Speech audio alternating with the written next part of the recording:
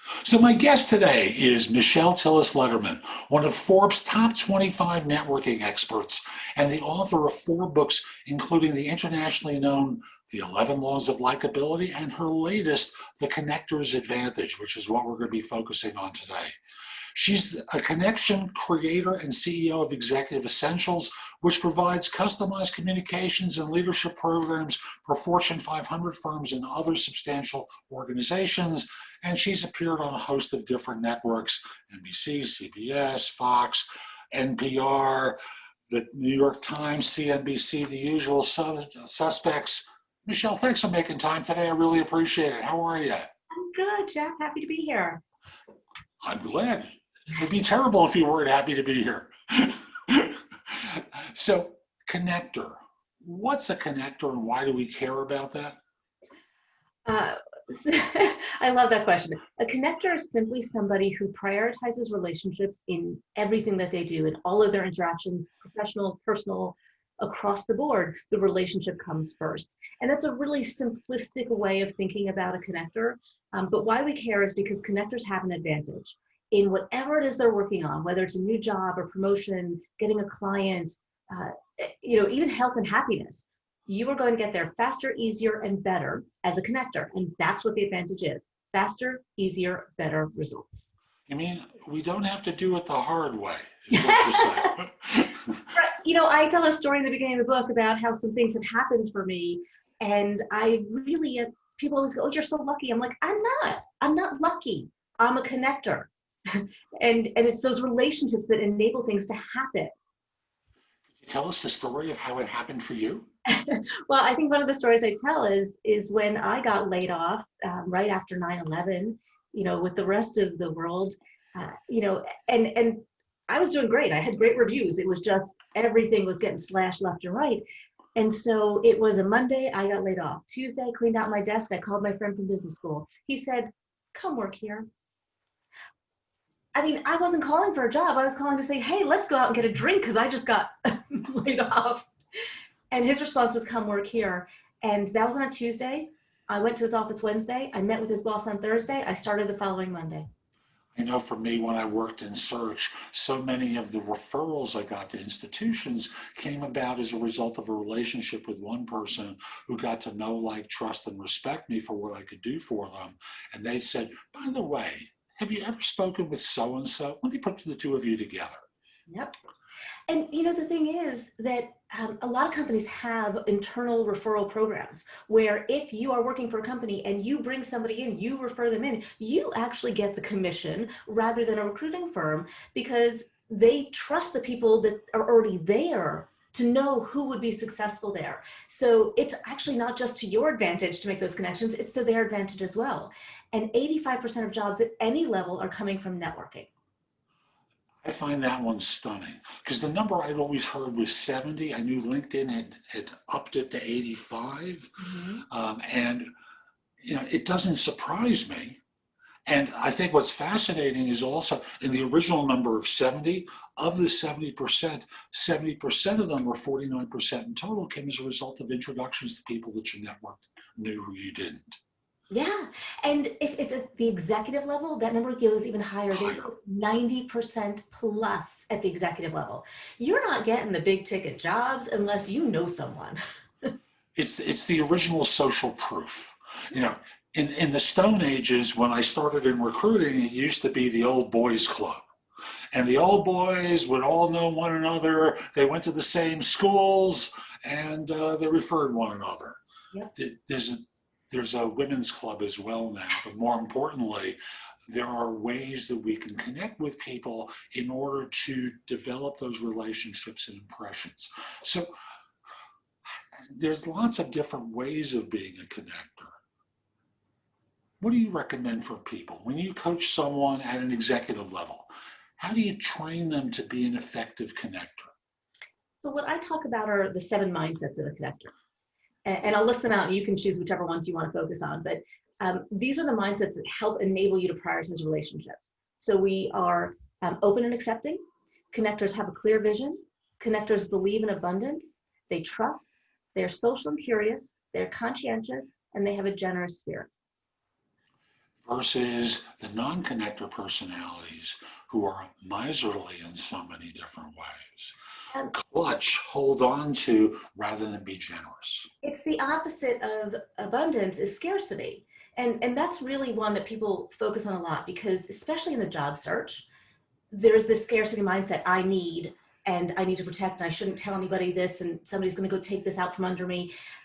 We take these very defensive, protective stances, and I understand it. Scarcity is tangible, right? It makes sense. I understand scarcity probably better than anybody else, and I tell the story in my book about kind of growing up with scarcity. And it's a shift not to say everything's fine. It's a shift to say, I believe in the possibility of it being better. I believe that there's enough to go around. And so I take a mindset of, I don't have competitors. I have a lot of strategic partners or alliances. And if I am, going after a job and I don't get it, what I would do at that point would say, tell me what it was that I didn't have. Maybe there's somebody I know, right? Or where do you think I would best fit in this organization? Because sometimes you weren't applying for the right job, but there's somebody else that you'd be great for. And you might get referred, to that other person. But also if you build that relationship and you help them find somebody else, you do favors, that generous spirit that we're talking about of giving, then you've built two strong relationships. And you know what? When we think about connecting, we're not in a short-term perspective. We're thinking long-term. You don't know where they're going next. You don't know who else they know who's looking. And so it's really about a non-linear spirit, right? It's not, I give you, you give me. Right. And one of the fun places where people really wrestle with this, I know, is when they talk to recruiters. It's all about me, get me in the door. And even when they're not able to, because there's a skills deficiency or some knowledge about you that makes them not interested or some other reason, there's a reluctance to refer for fear that, fill in the blank, the thousands of different fears. And I think that's probably the biggest inhibitor to why people are reluctant to be connectors. Is that what you see? I don't know if people are reluctant to be connectors. I think it is that sometimes that scarcity mindset takes over. Sometimes it's that they don't have a clear vision, right? That's why there are 7 mindsets and they enable each other. It's hard to have a generous spirit if you don't have a mindset of abundance, right? Yeah. And it's hard to get the advantage of faster, easier, better results if you don't have a clear vision of what you're going for. And the difference between a connector and a networker doesn't sound radically different, except networkers seem to be more transactional versus connectors have a mindset that it comes with being a networker. Right? How would you do it? I've always hated the word networking. It has the word work in it. Like, who wants to do it? And my publisher said I had to use the word networking in my first book because it was for SEO. And so when my brother-in-law came to my office, I was finishing up The Connector's Advantage, and he's like, oh, another book on networking. I'm like, no, this book is on connecting. He's like, well, what's the difference? And I looked up at him, and I was like, that's a great question.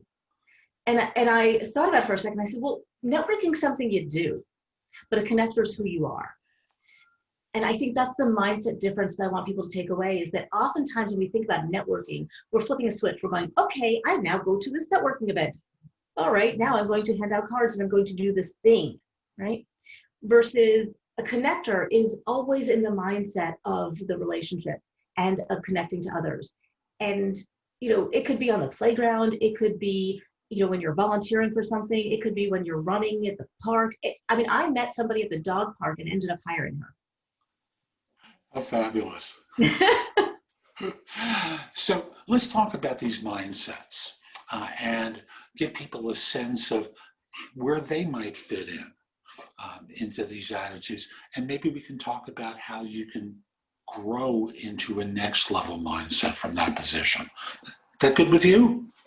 Yeah, and what you just said actually made me think of the connector spectrum, and it might be helpful for us to explain kind of the levels of connector, because you were saying grow into, and one of the things that I want people to recognize is probably everybody who's listening to your show is already at some level on the connector spectrum.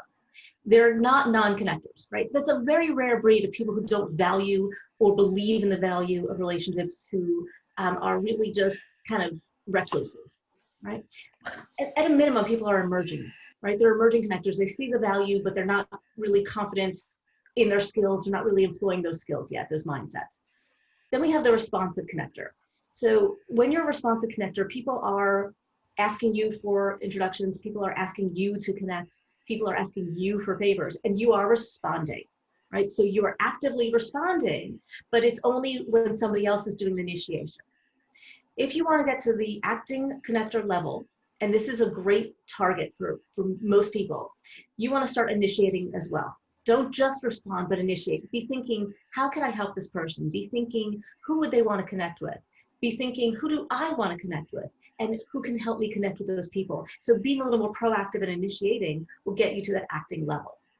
Now, I'm going to pause you there for 1 second because I want to work with this one, since this is the one that you consider the initial aspirational category. So put me in that position. I'm attempting to connect. I'm a coach. I help people find work. I do career coaching, so I help with transitions for people. And if you are encouraging me to be a more effective connector, let's assume that all I'm doing is waiting for the email to come in from someone who wants help. That sound like a lot of you folks? What could I do differently? as the coach or the candidate? I'm going to be the candidate trying to find additional situations. All right. So as a candidate, what you want to be thinking about is, I'll give you some tactile things that you can do, is to continue to support and nurture the network that you have and expand, right? So if we are just being in that responsive acting level, then we're really focusing on the network that we have and making sure that it is strong. So I want you to maybe spend 15 minutes a week on LinkedIn, find 5 new connections a week, send 5 notes to people that you already connect with, engage with them on social media. That's one place you can do it. Maybe make 5 phone calls a week, maybe send 5 emails a week. So it's just, you don't have to do big things, but like yesterday, somebody popped into my head and I immediately texted her saying, I'm thinking about you. Hope you had a great Thanksgiving. And then we got into a text chain. Somebody emailed me after 15 years and we got on the phone for an hour and a half. So it is about not being afraid to do that reach out, and to just, make those new connections on LinkedIn are great too. But I want you to make sure that you're nurturing the network that you have. And I want you to always do this. Ask this question in whatever you're doing. What are you working on? How can I help? Where's your focus right now? Or who do you want to connect with? Any one of those questions is going to tap into your generous spirit and your willingness and desire to add value to somebody else. And when you do that, the connection strengthens and it extends. It's so funny. As you were talking about this, you reminded me of someone I knew many years ago, the first woman commodities broker at the old Merrill Lynch. I say the old Merrill Lynch, pre-financial collapse. And she had an audio tape, a little cassette tape of the top performers at Merrill Lynch at a junket in Hawaii when that used to happen. And they had a speaker coming to talk to them. And he said, I want to teach you how to increase your book by 7 to 10% in 3 seconds. Is there anything else I can be doing to help you? That was the simplest question in the world. And it really was about service and about help. It wasn't saying, can you give me more business? It wasn't transactional in that way. It was just the friendly question designed to deepen the relationship a little bit more. Yeah. And I don't want to get sidetracked, so I want to take you from the spectrum, but I do want you to be able to answer that question as well, right? I want you to pose it, but I want you to have an answer for it. And that's that clear vision, right? Because somebody might say, oh, thank you so much for asking. What about you? How can I help you? And if you don't have, oh, no. That's not what we're trying to do either, right? You can have an answer. You can say, well, right now I'm focused on connecting to people in this industry, or, hey, I've been really thinking about a job with this company and would love to talk to somebody, anybody who works there. And as I think we all know, relationships come out of give and take, but it starts with the give. Yeah, and it's give without expectation. Right. But if they invite the question, make sure you have an answer. Agreed. So we've covered 2 of the spectrum. Could you repeat the first 2 again so everyone has them? So from non-connector to emerging connector to responsive connector, all the way up to the first target, which is acting connector. And that might be as far as people need to get. Mm-hmm. the further up the spectrum you go, the faster, easier, better the results can be. So, it's not, I am what you call a global super connector. So I got a job in literally 3 days after I got, cleaned out my desk. That's rare, When we start to think about two other levers we can pull, one is the depth of our connections. So how deep in a geographic region, in an industry, in a function can we go, right? Somebody knows, oh, she knows everybody in town, or she knows everybody in media, or my sister knows everybody in, that's an HR professional, or whatever it might be. So having that depth in a certain area, that's called a niche connector. When you start to have breadth, that's when you are a super connector. So the breadth could be up and down the ladder, cross demographics, geographics, function, industry, right? So I got a guy, right? You always know somebody.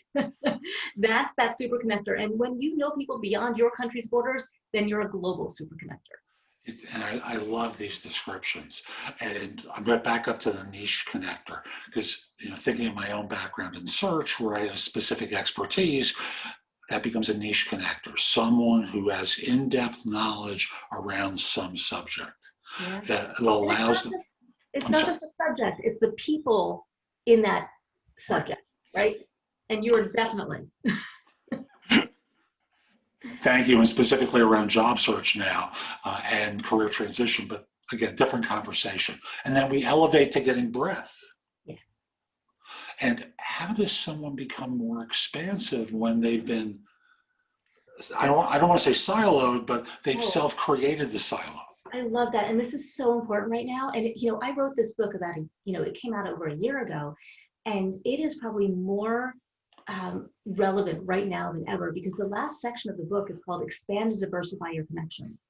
And I talk about how to be an inclusive connector. And with the social unrest and with the polarization of our country, it is so important to think about how do we expand and diversify, because when you have diversified thought, you actually make better decisions. You make more innovative decisions. You make faster decisions. When you are open to other ideas and you have that relationship, you are seen as more innovative, more credible, more trustworthy. So yes, it's so important. And by the way, before I forget, I have a quiz, so people can take a little quiz. You'll put it in the show notes to figure out what level they are, so they know how to get up to that next level.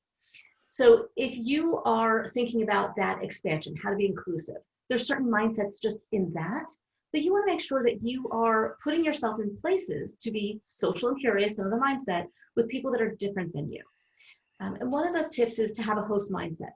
Wherever you are, whether it's in person or online, have a host mindset. Invite others into the conversation, especially those that might not be using their voice, or those that might not look like everybody else, or those that might have been there for the first time.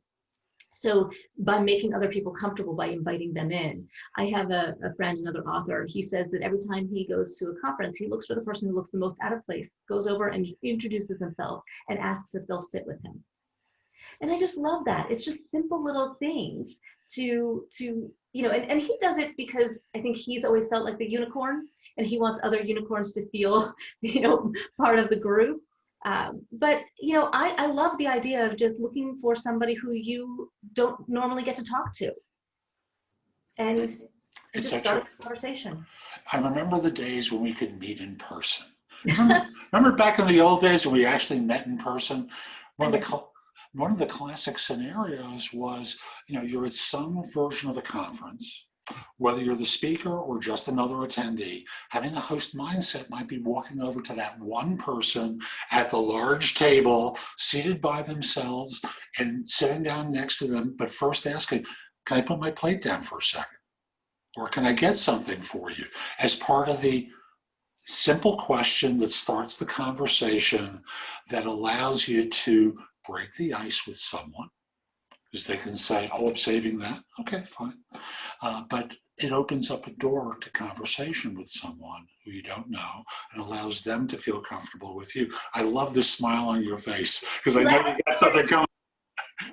I love that you said that, because I have a story, and it was, I don't know, maybe 2 years ago or something like that. I was at the National Speakers Association conference. It's like 1,500 people, a huge conference hall.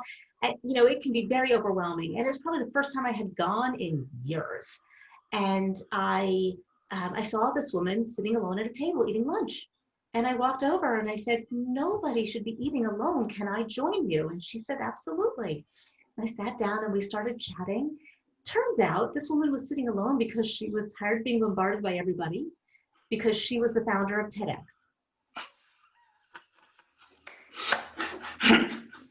And when she told me that, you know, 20, 30 minutes into our conversation, I was like, she's like, yeah. I'm like, oh. I'm like, so you wanted to be alone. And at one point, somebody who knows me took a picture of us from another table. She was holding my hands. And he sent me a text going, how do you do it, Michelle? You know? And she said to me, she said, you know, I was happy to have lunch with you because you came over for me. You didn't come over for you. And there, folks, is huge takeaway. If you haven't caught this yet, pay attention. You know, it's give first, care first. I had no idea who she was. I just didn't want to see somebody eating alone, and I, you know, wanted to give them company. And I love her. We're still friends. We talk about kids. It's, you know. Perfect. Absolutely perfect. And notice, folks, this isn't hard. It's about caring about other people and having conversations with them about where they are, not about, I need. And going back to that miserly spirit that I spoke about earlier of being, I'm going to use the New York term that if you want me to translate, folks, I'll do that, the mooch. You know, the taker. There is something about, and I think of it as being hungry. I know that when you're in a job search, sometimes you feel hungry, and that could be a literal hunger, and that could be a figurative hunger, but it can kind of feed that desperation. It feeds that scarcity mindset, and it feeds, you know, you call it the mooch or the miser. I just want you to think about the fact that focus on what you're full of, right? Like focus on the fullness of what you have and what you're grateful for. And when we practice gratitude, that actually helps us embody the mindset of abundance. And, you know, this has been a really challenging year. I mean, God, you know, 2020 has not been easy for anybody. Even if your business is doing well, it's still been a difficult year, socially, emotionally. We've all had losses. We've all given up things that were important to us this year. And so, you know, when we think about practicing gratitude, it's a shift. It's going like, oh, you know, my son had to do his bar mitzvah virtual. Oh, we had to cancel this vacation. Oh, right. Or I can say, oh my God, I am so grateful every day that my kids are old enough to manage homeschooling. I'm so grateful that I have my dogs that cuddle me. I'm so grateful that we have a deck outside that we can sometimes work outside and get fresh air. I'm so great. Like, I mean, I just can list and list. I can fill up your whole half hour with things that I'm grateful for. And so it's an idea of focusing on that will enable you to try to start to reach that, you know, mindset of abundance, because that really is going to flip a switch for you in how you interact and how you connect. And folks, it's kind of like opening up from a clenched fist to an open hand and being... Like open hug. I'm starting with baby steps. We work up to the hug. If someone has a clenched fist, we're not getting to a hug instantly. But we start the small steps that change things. Like any change, it's a new habit. Try it. See what works. See what doesn't work. Experiment. What's the worst that's going to happen? You're going to be back in the same position anyway, but you might not be. And I give a lot of practical to-dos and what I call mindset missions in the book so that they can implement the concepts.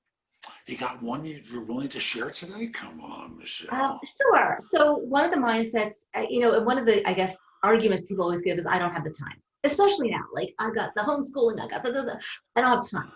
I get it. Like I really, really get it. It's my major excuse as well. But there's a lot of underutilized time in our life. And I'm not talking about downtime. I want people to have their downtime, their relaxation time, absolutely protect it. But, you know, when we were commuting, and some people still are, that's kind of underutilized time. when we're in food coma, right? So there are certain energy levels of the day that go up and down. When you push yourself in a down energy, you're not productive. So when you know you have down energy, and I know after lunch, I'm like, I'm dragging. That's a really great time to clean up your email, to send a few notes. Fridays from 4 to 5 p.m. is the least productive hour of the work week. That could be your hour for connecting, right? So, think about the things that you already do. So for example, I said, I could take my dog to the dog park. Right? I might invite somebody to go to the dog park with me. I go to the gym. I've had meetings at the gym or at the diner after the gym because I have to eat breakfast anyway. I've had business meetings getting my nails done. So if you think about the things that you're doing already, invite somebody to do them with you, and you find underutilized time. There's so many different ways and places that people can experiment with this, even during COVID and all the other justifications, that's the polite way of saying rationalizations, that people use to not be connecting. Now, I'm curious, during these times where it's a little bit harder, do you have one suggestion that people can implement since they can't necessarily tag along with someone or have someone tag along with them? Do you have one suggestion you might have for folks? I don't think it's harder necessarily. It might be a little harder for new people, but I think it's actually really giving us the reason, because people always say, I don't have any reason to reach out. Well, yes, you do. Just say, how you been holding up? How you doing? How was your holiday? How you feeling? I mean, anything like that, thinking about you. Right? That's all you need to do. So it's really easy right now. And I will say that, we have a group in my town, and we have one guy who is like the cruise director, right, from the Love Boat. I'm dating myself, but that's okay. And he has done a 80s, 90s trivia night, and now we're doing a game night, and we've done birthday dinners. And I've had people in my backyard when it was still warm enough, college reunions and high school and business school. And so it's kind of like everybody wants that right now. So it's really easy to say, hey, let's do this. Create something, pick a date, invite people. And even if it's online, people show up. Yeah, I walked into the excuse scenario, imposing it as being harder. I know for me, I'm talking to lots of people, and as we're recording this, it's the last day of November 2020, and we're entering, or have just entered, the pre-Christmas run-up, which historically is the easiest time of the year to network. People are more generous. Start with the people who you can text, who you haven't spoken with in a while, reach out. Do that hi, how are you? How are you holding up conversation? Expand it, as Michelle has suggested, and reconnect. And then don't let it go fallow. So what haven't we covered yet that we really need to, Michelle? Because in your typical direct to the point, fast-paced manner, we've covered a lot already. What haven't we covered that we really should? One of the things I want to circle back to, because I know we talk a lot about the job, but one of the things about the Connectors Advantage, it also impacts your health and happiness. And I don't want that to get lost, because I think that's also something that's impacting people a lot right now. And social isolation is an epidemic in this country and has been so amplified by social distancing and quarantine and COVID. And there's a greater impact to your mortality for being socially isolated than there is to smoking 15 cigarettes a day for 10 years, and equal to obesity, right? So eat all you want, smoke all you want, but make sure that you're out there being social. And so social isolation is not the right word. We have physical isolation, but we don't need to have social isolation. So, when we think about happiness, one of the studies, it was a Gallup study on engagement, showed there's 12 questions that really direct to whether or not you have an engaged employee. One of those questions is, do you have a best friend at work? When you have close work relationships, your productivity is increased, your happiness is predicted. I mean, it is a 50% increase in that productivity. So if you want to be happier, if you want to be healthier, just get connected. And folks, it starts with courage, because for many of you, you're frightened to do it, as though some boogeyman is going to come out and get you. They aren't. just take the first step. Follow the other person's lead. You'll get there. Take time, take more steps. And I've loved this interview, Michelle. How can people find out more about you, the work that you do? I know I'm going to have the link to the quiz in the show notes, but tell folks about the book, how they can get it, and the special that you're running. I actually do have a book special. So the best place to find and connect with me is starting on my website, which is Michelle, Michelle, Tillis, Tillis, Lederman, Lederman.com. So go there, and from there you can get everywhere else. So you can link into me. You can find my YouTube. I do video series. I call them Success Shorties. I'm 4'10". We won't talk about that. So it's a play on height as well as the length of the videos. I have a blog, lots of free content there. If you join my community, you will get a video series, you'll get free chapters from the book, you'll get different assessments, all for free. That's right on the main page of my website. But I'm also doing a book special, and I want people to have the gift of connection. So I want you to be able to gift this book of connection to somebody else. I put in a signed copy, a personalized note, a bookmark in a cute little package, and I ship it off as a gift from you. You can get that, and you'll see it below at my website /gift-of-connection or something like that. But the link will be in the show notes. Yes, it will. And Michelle, this has been wonderful. Thank you. And folks, we'll be back soon with more. I'm Jeff Altman, as you well know by now. Visit my website, thebiggamehunter.us. There's a lot there to help you as well. Michelle and I have different themes to the work that we do. She's great around networking. I think I do a pretty good job too, but I have a lot more than just simply that. So visit the blog, go exploring, thousands of posts there to help you. Also want to encourage you, my class on Udemy, the book on Amazon, The Ultimate Job Interview Framework. Both are available. They're both terrific. They will help you interview far better than you would without it. And lastly, connect with me on LinkedIn at linkedin.com/IN/The Big Game Hunter. Mention that you saw the interview. I like knowing I'm helping some folks, right? And once we're connected, I'm going to stay connected to you.